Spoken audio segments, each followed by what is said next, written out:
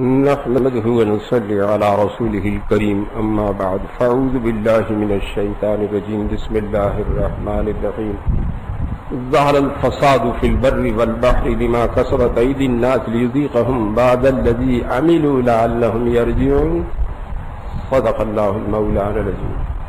فرمایا خوش کی تری میں جو فساد ہے بدعمالی کی وجہ سے ہے کہ اللہ جل شانہ بعض اعمال پر پکڑ کر مزہ چکھا دے کہ چھٹی کا دودھ یاد آ جائے، آدمی چھکڑی بھول جائے، دانتوں پسینہ آ جائے تاکہ گھبرا کے توبہ کر لے۔ وَلَنُذِيقَنَّهُم مِّنَ الْعَذَابِ الْأَدْنَىٰ دُونَ الْعَذَابِ الْأَكْبَرِ لَعَلَّهُمْ يَرْجِعُونَ۔ اللہ جل شانہ جہنم کی بڑی مصیبت سے پہلے دنیا میں چھوٹی چھوٹی مصیبتیں بھیجتا ہے تاکہ لوگ گھبرا کے توبہ کر لیں۔ میرے بھائیو دوستو بزرگوں، مصیبت نعمت بن جاتی ہے اگر دل کا رخ اللہ کی طرف ہو جائے۔ اسی لیے حدیث پاک میں اللہ کا حبیب ہے یا طبیب ہے۔ طبیب کبھی شوگر کوٹڈ گولی دے میٹھی میٹھی، طبیب کبھی شوگر کوٹڈ گولی دیتا ہے میٹھی میٹھی، اس سے کام نہ چلے تو کڑوی کسیلی دیتا ہے، اس سے کام نہ چلے تو انجیکشن کرتا ہے، اس سے بھی کام نہ چلے تو مائنر آپریشن کرتا ہے، چھوٹا آپریشن کرتا ہے، اس سے بھی کام نہ چلے تو major operation, open heart surgery کی اور 4.5 لاکھ روپے لے لیے۔ تو علاج نفع کے لیے کراتے ہیں نقصان کے لیے؟ ہاں، اسی لیے بزرگوں نے لکھا ہے کہ بعض لوگوں کو اللہ جل شانہ مصیبتوں کی زنجیروں میں باندھ کر اپنے قریب لاتے ہیں۔ جیسے زنجیر کی کڑی سے کڑی جڑی ہوئی ہوتی ہے، ایسے پے در پے مسلسل متواتر مصیبتیں ڈالتے ہیں تاکہ لوگ ڈھیلے پڑ جائیں، گھبرا کے توبہ کر لیں۔ فرعون پر 8 مصیبتیں مسلسل آئیں، شاید نرم پڑ جائے، شاید رجوع کر لے، شاید توبہ کر لے۔ جب نہیں مانا تو نویں نے آ کے اسے اچک لیا، بیڑا غرق کر دیا۔ اور میرے بھائیو دوستو بزرگوں، حالات اس لیے خراب ہیں کہ اعمال خراب ہیں، حالات اس لیے خراب ہیں کہ اعمال خراب ہیں، اور اعمال اس لیے خراب ہیں کہ دل کا یقین خراب ہے، اور دل کا یقین اس لیے خراب ہے کہ اس کے ٹھیک کرنے کی محنت نہیں ہے۔ جسم میں گوشت کا ایک ٹکڑا ہے، وہ ٹھیک ہو جائے پورا جسم ٹھیک ہو جاتا ہے، وہ بگڑ جائے تو پورا جسم بگڑ جاتا ہے۔ وہ کیا ہے؟ کیا ہے وہ؟ ہاں، ہم یقین کے ٹھیک کرنے کی محنت میں لگیں گے تو یقین ٹھیک ہو جائے گا۔ جب یقین ٹھیک ہو جائے گا تو اعمال ٹھیک ہو جائیں گے، جب اعمال ٹھیک ہو جائیں گے تو حالات ٹھیک ہو جائیں گے۔ یہ قواعد کا قاعدہ ہے کہ موقوف علیہ کا موقوف بھی موقوف علیہ ہوتا ہے۔ پھل کے لیے درخت کی ضرورت ہے، درخت کے لیے زمین کی، زمین ہوگی تو پھل ملے گا ورنہ نہیں ملے گا۔ اگر کسی کے حالات خراب ہو، کیا کرے کہ یقین کے ٹھیک کرنے کی محنت میں لگ جائے۔ جب یقین ٹھیک ہو جائے گا تو اعمال ٹھیک ہو جائیں گے، جب اعمال ٹھیک ہو جائیں گے تو حالات ٹھیک ہو جائیں گے۔ درخت کی چوٹی پر پتے خشک ہونا شروع ہو گئے، وہیں دوا لگا رہے ہیں، وہیں کھاد پانی لگا رہے ہیں تو ہرے ہو جائیں گے۔ کہاں لگائیں گے؟ جڑ میں۔ تو جڑ کی بات یہ ہے، اگر کسی کے حالات خراب ہو تو یقین کے ٹھیک کرنے کی محنت میں لگے۔ اس محنت کو دعوت کہتے ہیں۔ اس محنت کو لے کر انبیاء علیہ السلام تشریف لاتے تھے۔ یقین کی خرابی کیا ہے کہ کامیابی دنیا اور دنیا کی چیزوں میں نظر آنے لگے۔ یقین کی خرابی کیا ہے کہ کامیابی دنیا اور دنیا کی چیزوں میں نظر آنے لگے۔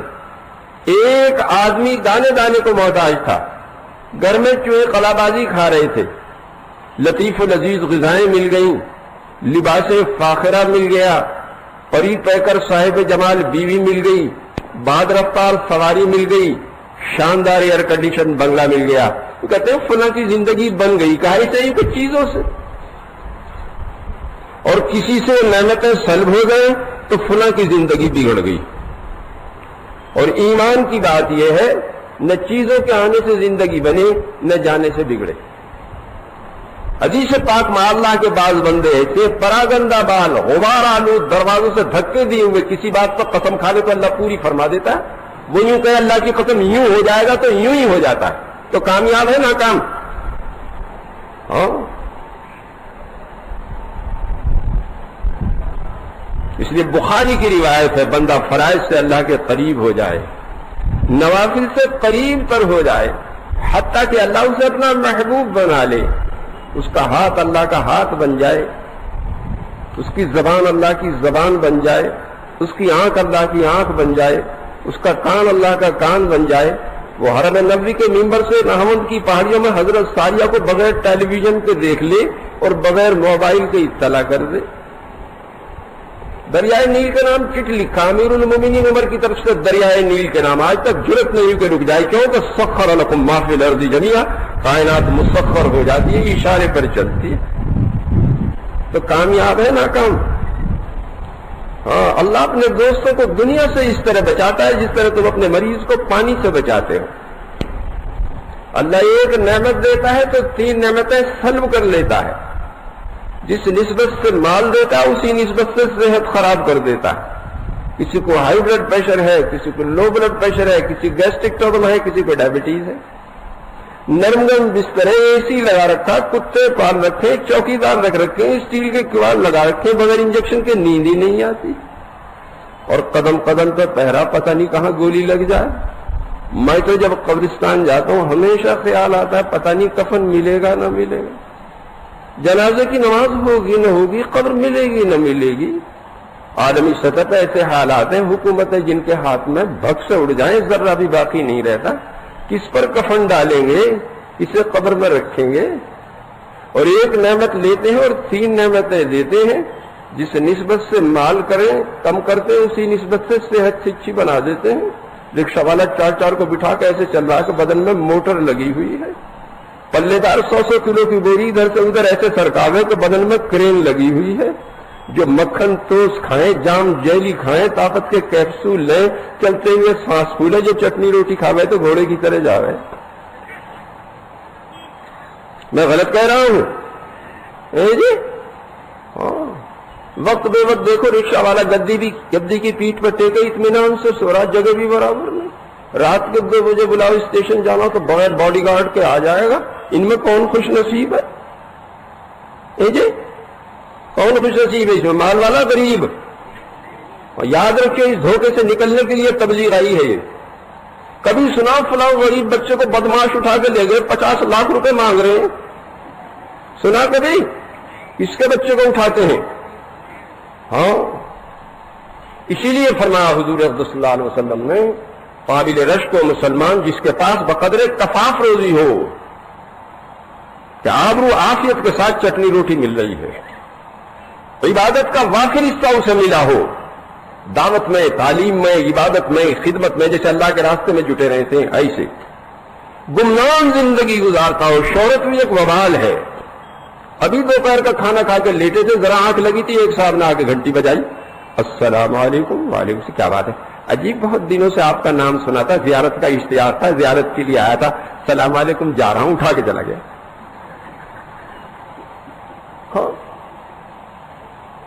پیٹھ پر بوجھ کم ہو، جان کو جھگڑے کم لگا رکھے ہو، کہیں پریزیڈنٹ ہے، کہیں چیئرمین ہے، کہیں کوآرڈینیٹر ہے، کہیں سیکرٹری جنرل ہے، وہاں کرسی میں ایک ٹانگ پھنسا رکھی، وہاں ایک پھنسا رکھی، جب دیکھو موبائل ٹو کر رہا ہے، غسل خانے میں، پاخانے میں، باورچی خانے میں، بیگم کے ساتھ جہاں دیکھیے، تو اس باولے کو کبھی چین ملے گی؟ تو باولے کبھی چین سے رہا کہ ان کی رات میں نیند ہی تو اڑتی ہے۔ تو جسے اپنی عافیت اور عاقبت خراب کرنی ہے تو موبائل ضرور خرید لے، اور جن کی نماز صحیح ہو جائے گا انہیں موبائل کی حاجت ہی نہیں رہتی۔ کیا نہیں رہتی؟ وہ تو مدینہ منورہ سے نہاوند کی پہاڑیوں میں بغیر موبائل کے حضرت ساریہ سے کہہ دیتے ہیں کہ ذرا ہٹ جاؤ ادھر سے، ضرورت نہیں رہتی۔ تو جن کے ہاتھ میں موبائل دیکھتا ہوں میں سمجھتا ہوں انہیں تو یہ نعمت ملے گی۔ سمجھ رہے بات نہیں؟ تو اس زمانے میں کمانے پر جان لگانا اور کما کے دوسروں کو دینا یہ عقل کی بات ہے، بے عقلی کی، یاد رکھنا اسے۔ وہ جو سب سے سمجھدار ہے، جو سب سے دانشور ہے، جو سب سے بڑے انٹلیکچوئل ہے، محمد صلی اللہ علیہ وسلم، وہ کہہ رہے ہیں قابل رشک و مسلمان جس کے پاس بقدر کفاف روزی، آبرو عافیت کے ساتھ چٹنی روٹی مل رہی ہے۔ جی کوئی غریب کو اٹھا کے لے جائے گا؟ لے جائے گا؟ ہاں، ابھی ایک ڈاکٹر کو اٹھا لیا، اس نے 60 لاکھ روپے کی زمین بیچی تھی، اٹھا کے لے گئے، 15 दिन तक कोई पता नहीं। 15 दिन के बाद उसी के मोबाइल पर फोन किया बेगम साहब को कि 40 लाख रुपए इनमें से दे दो तो मियाँ को वापस कर देंगे। पुलिस ने टेप कर लिया, जाकर दबोच लिया, एक वहीं मार दिया, ले आए। तो डॉक्टर साहब सैंडो कट बनियान में पतलून पहने पसीना पसीना हो रहे थे कि 15 रोज तक दार पर लटके हुए थे, पता नहीं क्या होने वाला, पता नहीं क्या होने वाला। किसी गरीब को भी ले जाएंगे नहीं। मेरी बात समझ में आ रही है कि इस जमाने में कमाने पर जान लगाना और कमा कर दूसरों को देना, इससे बड़ी बेअक्ली नहीं हो सकती। कितना चाहिए? आबरू आफियत के साथ जिंदगी गुजर रही हो। कैसी गुजर रही है? बस इसीलिए हज़रत इलियास साहब फरमाया करते थे, हुजूर सल्लल्लाहु अलैहि वसल्लम ने सहाबा किराम में 2 सिफात पैदा की थी, एक सादगी जैसी, दूसरे मुजाहदा। ऐसी सादा जिंदगी। हजरत उमर खिलाफत में जो कपड़े पहने हुए 17 पैबंद लगे हुए, लुंगी में ही 12 लगे हुए, चमड़े